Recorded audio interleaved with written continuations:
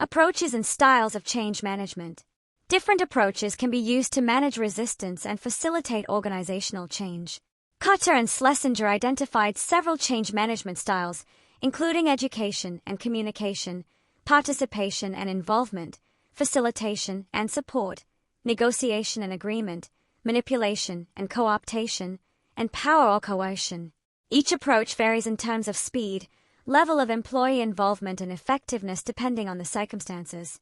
Managers must select the most appropriate approach based on factors such as urgency of change, expected resistance, and available managerial authority. Choosing the correct approach helps ensure that change is implemented effectively while maintaining organizational stability and employee engagement. Education and communication aim to reduce resistance by explaining the reasons and benefits of change to employees. Managers provide information through meetings, presentations, or internal communications to help employees understand why change is necessary. This approach is particularly useful when resistance arises from misunderstanding or lack of information.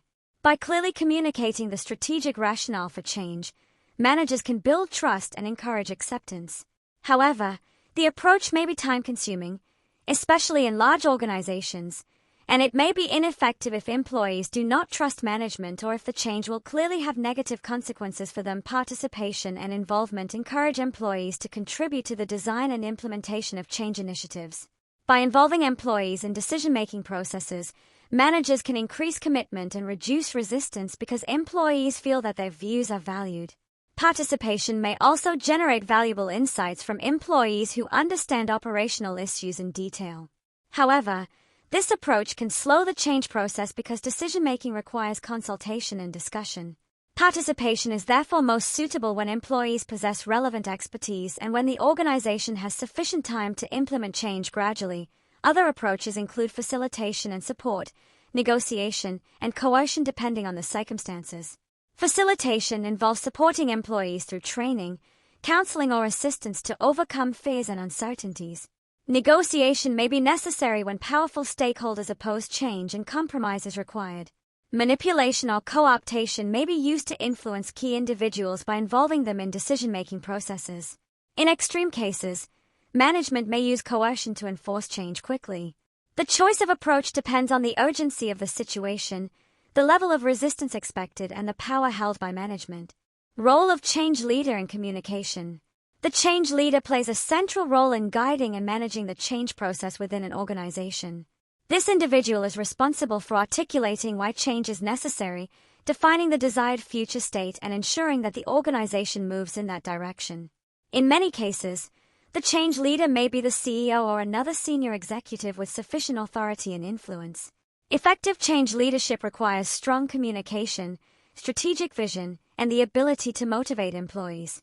Without a clear leader coordinating the change process, initiatives may become fragmented, inconsistent, or ineffective.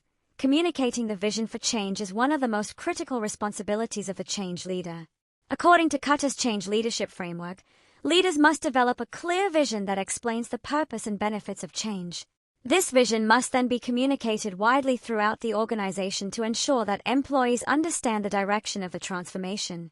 Effective communication helps create alignment between strategic objectives and employee behavior.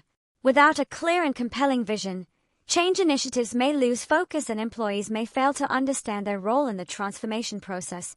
Change leaders must build coalitions and encourage widespread participation in the change process. Large-scale organizational change cannot be implemented by one individual alone. Leaders must therefore assemble a coalition of influential stakeholders who possess the authority, expertise, and credibility to support the change initiative.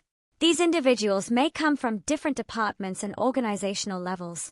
By forming a strong leadership team, the change leader can ensure that the transformation receives support across the organization.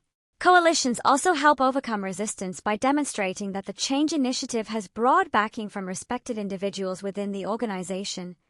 Sustaining change requires ongoing communication, motivation, and reinforcement from the change leader. Leaders must remove barriers to change, encourage employee involvement, and celebrate short-term successes to maintain momentum. Recognizing achievements and demonstrating the benefits of change helps reinforce new behaviors and build commitment. Over time, The change leader must ensure that new practices become embedded in organizational culture so that employees do not revert to old habits. Continuous communication and reinforcement are therefore essential for ensuring that the change becomes a permanent and successful part of the organization.